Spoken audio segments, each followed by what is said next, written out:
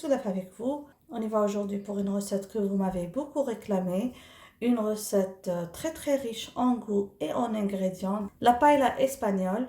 Alors quand vous allez le voir tout à l'heure devant vous et quand vous voyez sur la photo, j'en ai mis plein d'ingrédients qui sont quand même un petit peu chers si vous achetez ça d'un coup. Personnellement, ce que je fais, j'achète ça surgelé. Chaque fois, j'achète quelque chose. Chaque fois, quand je vais faire mon shopping, j'achète un truc, je mets au congélateur. Le jour où j'ai tous mes ingrédients, je prépare la paella. C'est un plat qu'on prépare au moins une fois chaque 2 mois, voire des fois une fois chaque 6 mois. Par exemple, la dernière fois que je l'avais faite, ça remonte à 2 années déjà. Donc, juste pour vous dire, parce que je sais qu'il y aura des commentaires qui vont dire c'est un plat de riche, c'est un plat très cher. Oui, c'est un plat qui peut vous coûter si vous achetez ça d'un coup. Personnellement, comme je vous ai dit, quand vous allez le voir, j'achète mes ingrédients surgelés. J'achète de Lidl. On a ici aussi Iceland qui vend les fruits de mer à des prix très très abordables. Directement, on va voir la recette de cette paella aux fruits de mer et au poulet. Une recette très appréciée à la maison, une recette familiale par ma belle-mère qui est espagnole d'origine. Alors directement, on va voir ensemble la recette de la paella mer et terre. J'espère que vous allez aimer cette recette. Il faut savoir que chacun peut faire ça selon les moyens de bord. Vous pouvez bien sûr vous en passer de beaucoup de ces ingrédients que je vais présenter. Directement, on va voir ensemble les ingrédients. Alors pour cette recette, on va avoir besoin d'oignons, de petits pois. Quand vous voyez, c'est des petits pois surgelés. On va avoir besoin de persil. On va avoir besoin d'ail. L'ail, je ne vais pas le couper, je ne vais pas retirer la peau. Je vais cuire juste comme ça et le retirer tout à l'heure à la fin de la cuisson. Je vais avoir besoin de morceaux de poulet. Avant, je faisais le plat avec des cuisses de poulet, mais les enfants complaignaient que c'était difficile à manger. D'ailleurs, mes enfants préfèrent les blancs de poulet. C'est pour ça que dans cette recette, je vais faire un blanc de poulet, juste un seul blanc de poulet, c'est déjà beaucoup. On est quand même 5 personnes et ce plat est généralement pour facilement 6 à 7 personnes. Je vais avoir besoin de poivron rouge. Vous pouvez utiliser le poivron en bocal, le poivron confit. Pour les fruits de mer, ici, j'ai des moules. Alors ces moules, moi je les achète déjà pré-cuits pour ne pas mentir.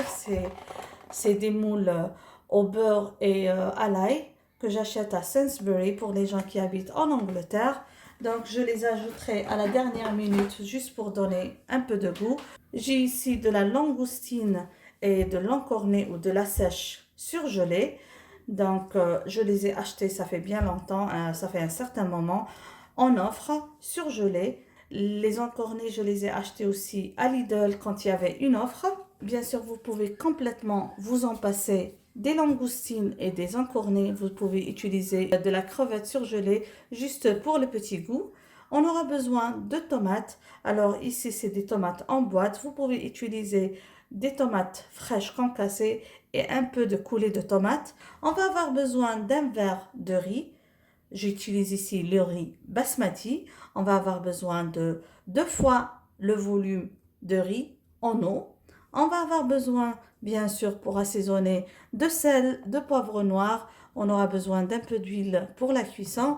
Pour l'assaisonnement, on va avoir besoin d'un peu de paprika, d'un peu de curcuma pour la couleur, d'un peu de cumin. On sait que le cumin se marie très bien avec les fruits de mer et d'un peu de safran.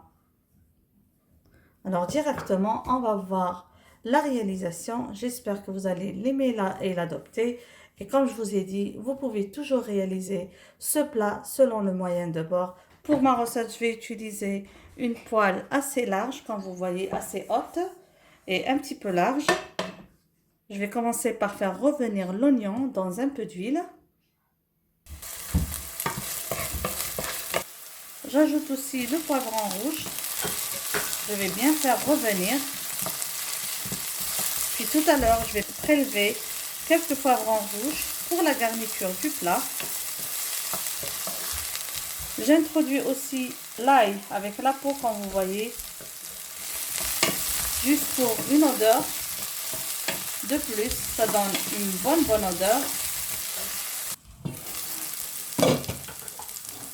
Là, comme je vous ai dit, je vais retirer quelques pièces de poivron rouge pour tout à l'heure la garniture.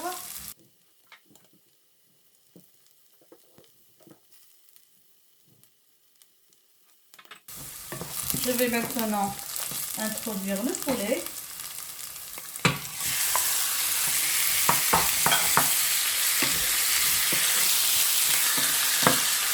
Et faire l'assaisonnement. Alors, je vais ajouter un peu de curcuma pour donner de la couleur, un peu de paprika, un peu de cumin. Je vais ajouter une demi-cuillère à café de sel. Je préfère goûter tout à l'heure pour voir le goût. J'ajoute un peu de poivre noir et quelques pistilles de safran. Ça donne aussi un bon goût et une belle couleur. Je mélange le tout bien.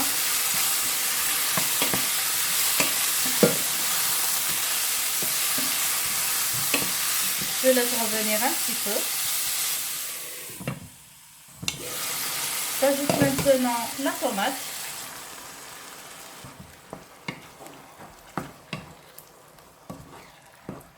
Je vais laisser revenir jusqu'à mi-cuisson du poulet pour introduire le riz. J'ajoute aussi un peu de persil et je laisse un petit peu pour la décoration tout à l'heure. Comme ça, on va laisser cuire au moins 15 minutes avant d'introduire le riz. Maintenant que le poulet est presque cuit, donc à mi-cuit, j'introduis le riz.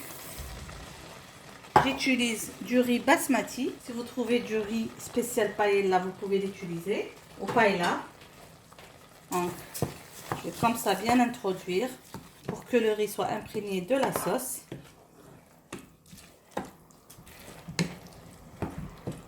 J'ajoute la sèche ou les encornés en rondelles.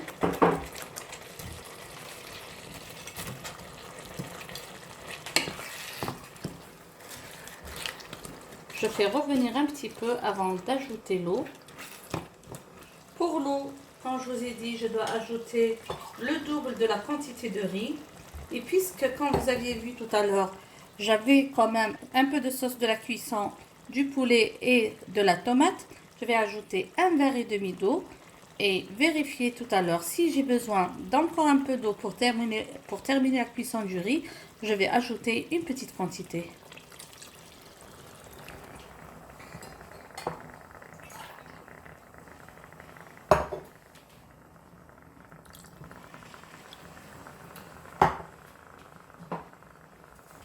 Donc, je mélange juste une seule fois.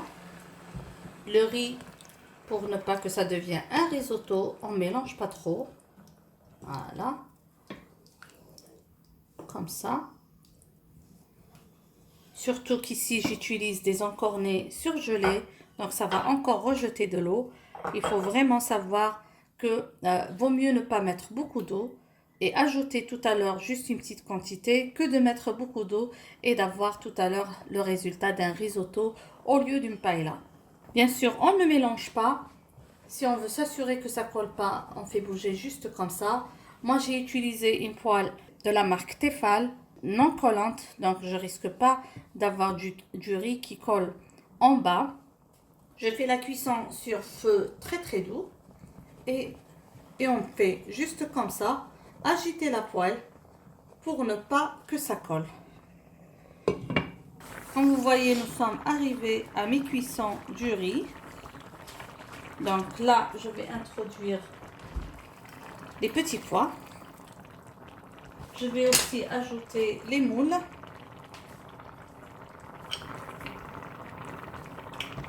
Je ne mets pas une grande quantité de moules parce qu'il n'y a que moi et mon mari qui aimons ça.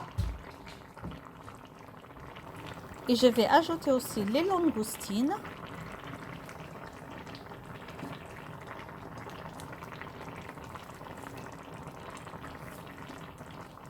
Pour cuire. et surtout pour donner la saveur au plat.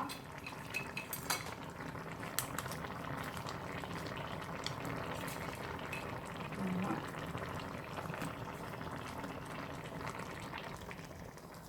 Donc, je vais laisser cuire pour que les saveurs s'imprègnent. Nous voilà, mes amis, arrivés à la fin de notre préparation. La paella, terre et mer, comme on l'appelle, avec du poulet, des langoustines, des moules et des encornets. Quand vous pouvez ajouter des crevettes, comme je vous ai dit. J'espère que vous avez aimé la réalisation d'aujourd'hui. Nous, il ne reste plus qu'à passer en table. Merci encore une fois de m'avoir suivi. N'oubliez pas, si vous avez essayé l'une de mes recettes, de m'envoyer les photos sur mon email amourdecuisine@gmail.com. Merci pour votre fidélité. À la prochaine réalisation et bisous.